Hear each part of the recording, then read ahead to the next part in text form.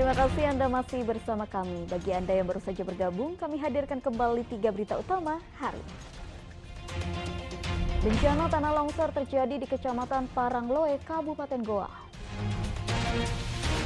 Penertiban anak jalanan di alun-alun kota Parepare berujung ricuh. Mencicipi sensasi kopi pasir ala Turki di kota Makassar.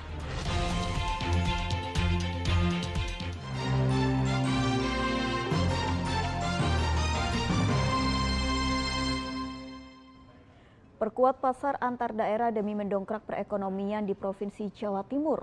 Gubernur Jatim menemui ratusan warga dari berbagai paguyuban asal Jatim yang ada di kota Makassar pada Rabu malam.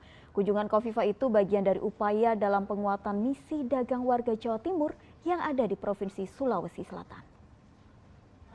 Gubernur Jawa Timur Khofifah Indar Parawansa menemui warga Jawa Timur dari berbagai paguyuban yang merantau di kota Makassar. Pertemuan yang dibalut dengan ajang silaturahmi itu sebagai bentuk upaya penguatan pasar antar daerah. Warga Jawa Timur yang ada di Sulawesi Selatan diharapkan untuk mengambil peran demi memperkuat misi dagang Provinsi Jawa Timur. Tidak terkecuali warga Jawa Timur yang bergerak di sektor UMKM.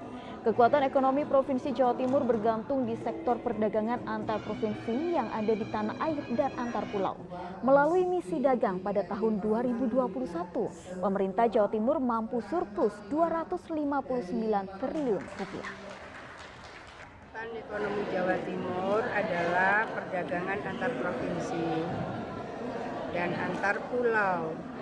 2021 kemarin perdagangan antar provinsi Jawa Timur itu surplus 259 triliun.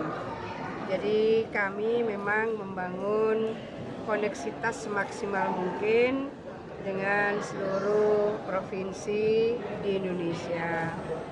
Kita punya market gede sekali. Penduduk Indonesia saat ini 276 juta.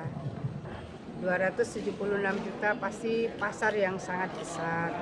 Itulah yang kemudian menjadi fokus Pemprov Jawa Timur untuk terus-menerus melakukan misi dagang ke berbagai provinsi.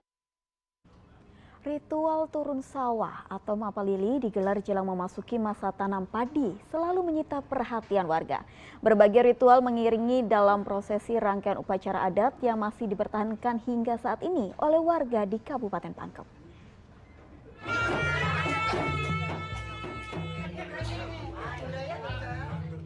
Ritual membangunkan benda pusaka berlangsung di rumah adat Arajang di Kelurahan Bonto Matene, Kecamatan Sigiri, Kabupaten Pangkep. Acara ritual adat ini menjadi daya tarik tersendiri bagi masyarakat. Kegiatan yang dilakukan adalah mengajak masyarakat setempat untuk berkumpul di rumah adat atau biasa disebut Bala Lompoa. Beragam ritual seperti tari spiritual kaum bisu menggunakan sebilah keris pusaka, lalu menusukkan keris ke arah tubuh mereka menjadi ritual penting dalam prosesi rangkaian upacara adat ketika memasuki musim tanam padi.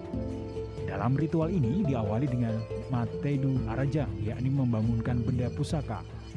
Matedu Arajang, sebuah proses penyemangat yang ada di dalam Saka Segeri yang dibangunkan untuk menyaksikan proses memulai menabur benih atau menanam padi. Mapalili menjadi acara ritual adat yang masih dipertahankan hingga saat ini. Upacara ini sebagai tanda bahwa musim tanam telah masuk dan sebagai bentuk doa agar kegiatan menanam padi diberikan keberkahan serta berlangsung secara lancar sehingga masyarakat dapat menuai hasil panen melimpah. Yang kita saksikan itu disebut serebis, Madewata dan serebis di mana di dalamnya ada ritual yang disebut dengan tarian serelolosu dan makutnya lentik. Besoknya setelah 2 malam atau 3 malam Arajang itu didewatakan, maka akan diarak di hari Rabu itu menandakan proses menabur benih itu akan dimulai, yang disebut dengan manjori. Setelah itu kemudian Arajang yang berupa bajak sawah itu akan dimandikan, diarak dan dikembalikan. Tradisi ini merupakan ritual turun-temurun yang dilaksanakan oleh masyarakat Bugis kuno yang dikenal dengan sebutan bisu. Komunitas ini terkenal di beberapa daerah di Sulawesi Selatan, yakni Kabupaten Pangkep, Bone, Sopeng, dan Wajo. Andi Muhammad Sardi melaporkan dari Kabupaten Pangkep. Apa yang terlintas di pikiran Anda ketika mendengar menu minuman kopi pasir? Tenang saja, Anda tak perlu khawatir kalau kopi Anda diisi dengan pasir sebagai isian, melainkan hanya dimasak menggunakan media pasir. Kopi pasir merupakan menu kopi tradisional asal Turki. Bagaimana rasanya? Saya ajak Anda mencicipi kopi pasir di Kota Makassar. Tempat ngopi yang ada di Jalan Ranggong, Kecamatan Ujung Pandang, Kota Makassar ini selalu ramai dijadikan tempat nongkrong warga Makassar. Selain menawarkan kopi tradisional ala Turki, pengunjung pun dimanjakan dengan interior jadul. Ornamen kedai didekorasi sedemikian rupa hingga menyatu dengan interior yang sebagian dari barang bekas dan foto klasik, membuat pengunjung betah berlama-lama. Menu andalan di kedai kopi ini adalah kopi ala Turki yang cara pembuatannya menggunakan media pasir. Bubuk kopi pun didatangkan langsung dari Turki, bahkan pasir yang digunakan sebagai media memasak. Cuma saya lihatnya kalau di Makassar ini masih mungkin nggak ada ya, atau masih jarang yang kopi tradisional ala Turki yang dimasaknya unik menggunakan pasir. Makanya saya coba belajar, saya coba buat, dan memang rasanya bagi saya penikmat kopi Turki itu beda. Aromanya, kopinya, cara pembuatannya semuanya beda. Walaupun mungkin bagi orang awam itu lihatnya mungkin ya sama aja ya kopinya. Tapi kalau bagi kita yang maksudnya yang udah ngerti kopi, pasti kita rasa wah beda, unik nih. Seperti itu, rasanya pun beda, variatifnya juga banyak juga. Kalau boleh tahu, belajar dari mana nih untuk bisa mengolah kopi ala Turki ini? Belajar sendiri, saya coba sendiri, otodidak. Iya, betul. Itu referensi dari mana dilihat? Internet, media sosial dari Turkinya juga langsung. Proses memasak kopi di atas pasir hanya membutuhkan waktu selama 10 menit. Media pasiri untuk memasak kopi dipercaya akan menghasilkan panas yang lebih konsisten daripada langsung menggunakan dari api.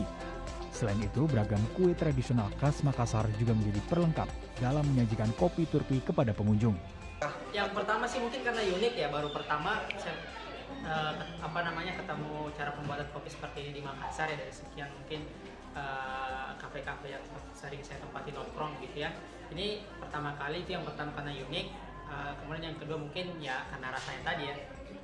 Sepengetahuan kita di Sulawesi Selatan khususnya Makassar, barukah ada kopi penyajian seperti ini? Atau iya, ini baru pertama kali. Yang dimasak pakai pasir? Ya menggunakan pasir, atau mungkin kalau biasa kita lihat ya penyajian kopi-kopi ala Turki gitu. Oh iya. Terdapat 2 jenis kopi Turki yang menjadi menu utama di kedai ini, yakni kopi Turki dengan rasa coklat dan kopi Turki dengan rasa rempah-rempah. Harganya pun bervariasi, mulai dari Rp15.000 hingga Rp30.000 untuk secangkir kopi impor dari Turki. Andi Muhammad Sardi melaporkan dari Kota Makassar. Informasi tadi mengakhiri jumpa kita hari ini. Atas nama rekan yang bertugas, saya Tabita Putri mengucapkan terima kasih atas kebersamaan Anda. Selamat beraktivitas dan sampai jumpa.